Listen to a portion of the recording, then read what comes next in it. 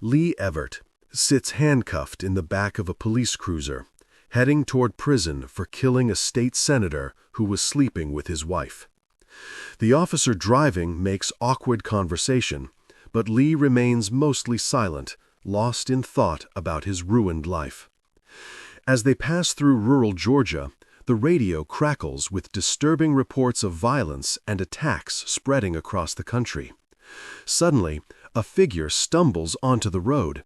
The officer swerves, hits something, and the car crashes violently into the woods. Lee awakens, disoriented, blood on his face, to find the officer gone and the world outside eerily quiet, except for distant screams. Lee stumbles from the wreckage and finds the officer's body, or what's left of it, being devoured by a reanimated corpse.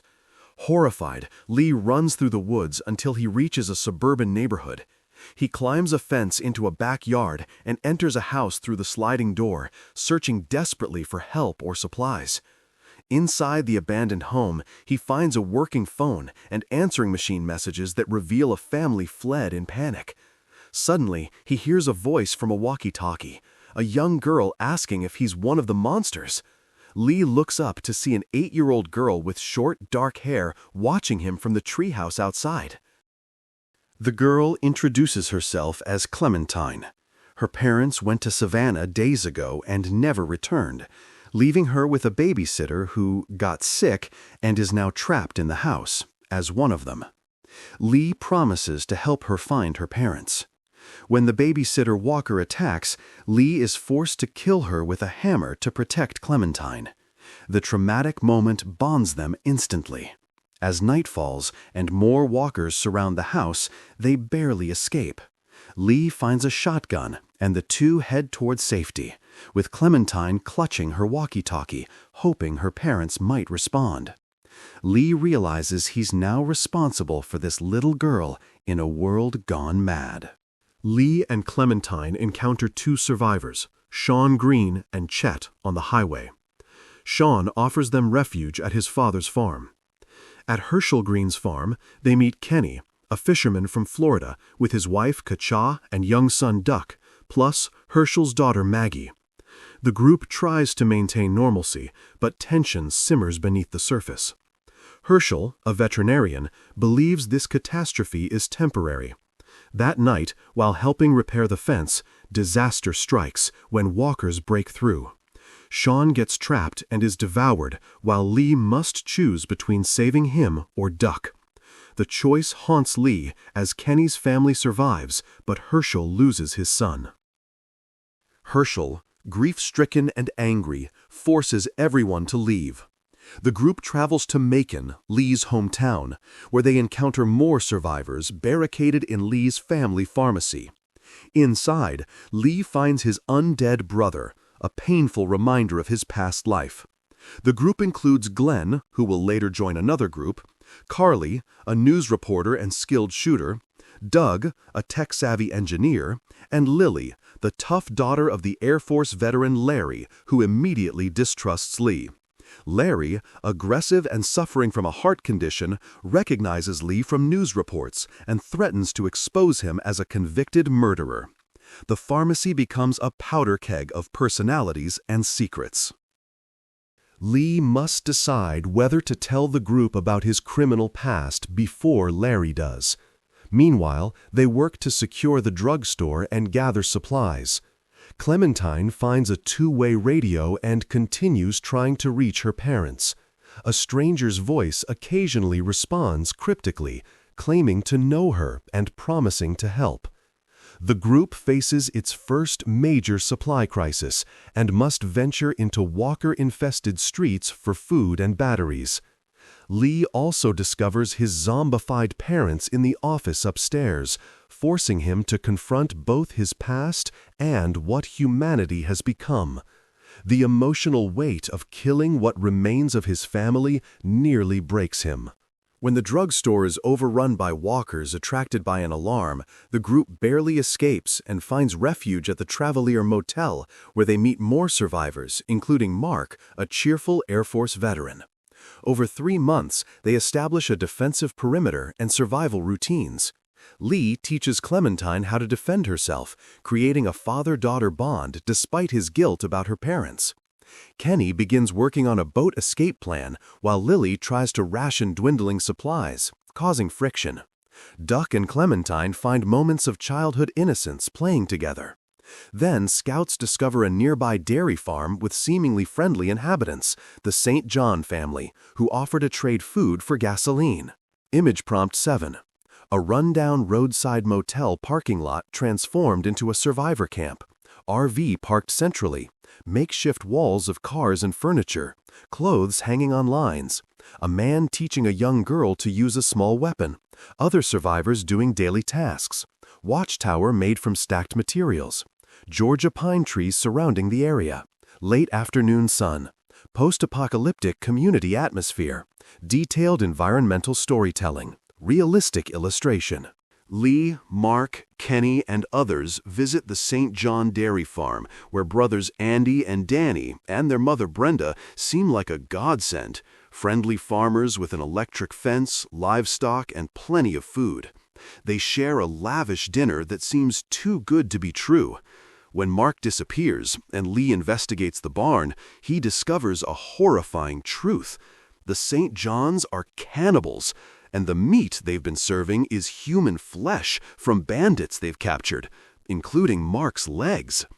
The family reveals they've been luring survivors and feeding them to stay alive.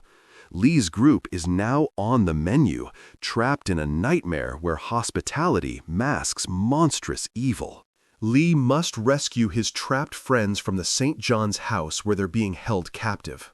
In a desperate battle, the group fights their way out as the St. John's try to kill them. Lee confronts the cannibals, and players face brutal choices about showing mercy or delivering violent justice. Brenda meets a gruesome end, and Lee can choose to kill or spare the brothers. As they escape back to the motor inn, the group is shaken by the revelation that they've eaten human flesh unknowingly. The psychological trauma deepens the survivors' desperation. Kenny's obsession with finding a boat to the coast intensifies, while Larry's heart condition worsens and Lily's paranoia about limited supplies grows dangerously high. Back at the motel, life becomes increasingly difficult. Supplies run critically low, and tensions reach a breaking point. Clementine continues her radio conversations with the mysterious stranger who knows disturbingly specific details about their group and claims he's trying to help her find her parents. Lee grows suspicious, but Clementine, desperate for hope, trusts the voice. Meanwhile, a group of bandits has been stealing their supplies, and Lily accuses various members of being the traitor who's been giving them food. The community fractures under the strain of suspicion and scarcity. Kenny's family keeps to themselves in the RV, planning their coastal escape while others struggle to maintain the camp. A bandit raid forces the group to venture into the woods to find their camp and stop the attacks. They discover the bandits have been operating from a fortified position and that someone has indeed been secretly giving them supplies. During the mission, tragedy strikes when Larry suffers a heart attack inside a meat locker while the group is trapped with approaching walkers. In one of the game's most gut-wrenching moments, Kenny insists they must kill Larry before he turns, while Lily desperately tries to revive her father. Lee must choose to help Kenny or try to save Larry. The brutal decision, crushing Larry's head with a salt lick, creates an irreparable rift in the group. The group eliminates the bandit threat but returns to camp fractured and traumatized. Lily, destroyed by her father's death and Kenny's role in it, becomes unstable and paranoid. She accuses Carly, or Doug, depending on who survived earlier, of being the traitor and, in a moment of rage and grief, shoots them in cold blood before anyone can stop her. The shocking murder stuns everyone. Kenny immediately demands Lily be abandoned on the roadside, while others debate mercy versus justice. Lee must decide Lily's fate, leave her or let her stay. Regardless, the fragile community has shattered. The motor inn is no longer safe or sustainable, and they must move on. Image prompt 12. A tense parking lot standoff in harsh daylight. A devastated woman with wild eyes holding a smoking gun. A victim fallen on the ground. Shocked survivors recoiling in horror. An RV in the background with open door. Scattered supplies. Raw emotion and betrayal captured in faces. Realistic, tragic composition. Desaturated colors emphasizing the bleakness. Photographic realism with dramatic focus. The survivors pile into Kenny's RV and head towards Savannah, hoping to find a boat and escape to sea. Along the way, they rescue a new survivor named Omid and his girlfriend Krista on a train bridge. The expanded group travels aboard an abandoned freight train that Kenny gets running. During the journey, bonds form and conversations reveal backstories and hopes. Clementine continues talking with the stranger on the radio, who now claims he's in Savannah waiting for her. Lee grows increasingly uneasy but doesn't want to destroy Clementine's hope of finding her parents. The train journey represents a brief moment of relative peace, with Duck and Clementine playing while adults share stories and cautious optimism about reaching the coast. Tragedy strikes during a supply stop when Duck is bitten by a walker. Kadja and Kenny are devastated, but try to hide the bite's severity, clinging to denial about their son's inevitable fate. As Duck's condition deteriorates, the horrible truth becomes undeniable. The group must face that the cheerful boy who brought lightness to their darkness is dying. Lee helps Kenny come to terms with what must be done, while supporting Kadja through her unimaginable grief. In a heartbreaking scene, Kenny must say goodbye to his son and make an impossible choice as a father. The loss of Duck represents the death of innocence and hope, pushing Kenny into a dark place he may never escape from. The group arrives in Savannah to find it overrun with walkers and survivor camps in ruins. They take shelter in an abandoned mansion in the historic district, but Katja, unable to cope with Duck's death, takes her own life. Kenny is now completely broken, consumed by guilt, grief, and rage. The group explores Savannah searching for a boat while navigating the dangerous streets filled with walkers and remnants of failed military operations. They encounter new survivors, including a cancer patient named Chuck, who becomes a mentor figure to Lee, advising him to prepare Clementine for survival without him. Lee teaches Clementine to shoot and cut her hair so she looks less vulnerable, accepting the harsh reality that she may have to survive alone. Lee discovers that Clementine's parents never left Savannah. They died as walkers in the Marsh House Hotel where they were staying. The devastating truth must be faced. Clementine is truly orphaned, and the stranger on the radio has been manipulating her. Lee finds clues that the stranger has been watching them and knows intimate details about their journey. The mysterious voice on the radio finally reveals himself directly, demanding Lee bring Clementine to him. Lee realizes with horror that this stranger blames Lee for stealing his family. The car Lee's group took supplies from months ago contained the stranger's abandoned wife and son, who died as a result. The stranger's twisted grief has festered into obsession with Clementine. As Lee searches for Clementine, who's been lured away by the stranger's radio messages, he's bitten by a walker in an emotionally devastating moment that seals his fate. Lee has limited time before he turns. He can choose to tell the group immediately or hide the bite, but he's determined to rescue Clementine before he dies. The group is torn between finding a boat and helping Lee save her. Kenny, despite his grief and brokenness, commits to helping Lee in his final hours. With Krista, Omed, and potentially others, Lee ventures into the walker-infested streets toward the Marsh House, fighting through hordes while his condition deteriorates. Every moment counts as the infection spreads through his body. Lee reaches the Marsh House and finds Clementine held captive by the stranger, a broken man consumed by grief and madness, who genuinely believes he's rescuing Clementine from Lee, a murderer and dangerous criminal. In a tense confrontation, the stranger forces Lee to justify every decision he made throughout their journey, using Lee's criminal past against him. Lee can talk the stranger down, or Clementine can shoot him herself, demonstrating how much she's learned and how far she's had to grow up. Either way, the stranger dies. Lee and Clementine briefly reunite, but Lee is dying.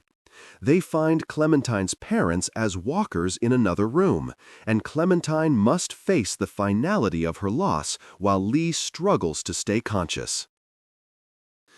With time running out, Lee knows he'll turn soon. He finds a secure room and has his final conversation with Clementine, the girl who became his redemption. In heartbreaking dialogue, Lee imparts his last lessons about survival, trust, and staying human in an inhumane world. He tells her how proud he is and that she'll be okay. Then comes the unbearable choice. Lee can ask Clementine to shoot him before he turns, sparing her from seeing him as a walker. Or he can ask her to leave him, handcuffed to the radiator, unable to bring herself to pull the trigger. Either choice is devastating. If Clementine shoots, it's a mercy that scars her forever. If she leaves him, he spares her that burden, but condemns himself to an undead existence.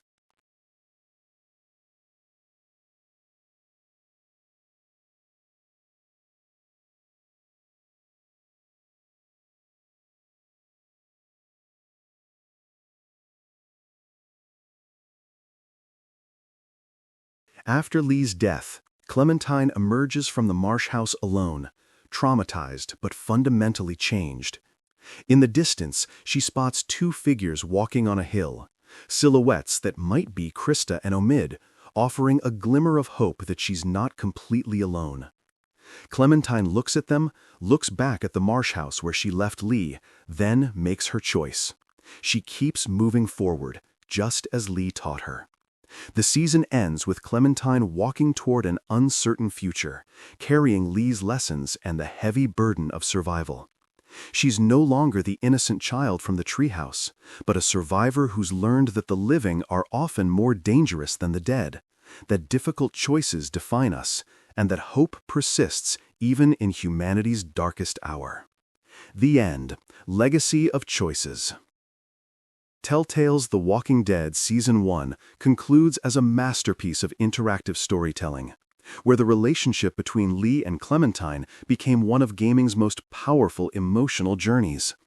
Players' choices throughout created personalized narratives, but all roads led to the same devastating conclusion: Lee's sacrifice to protect Clementine and prepare her for a world without him.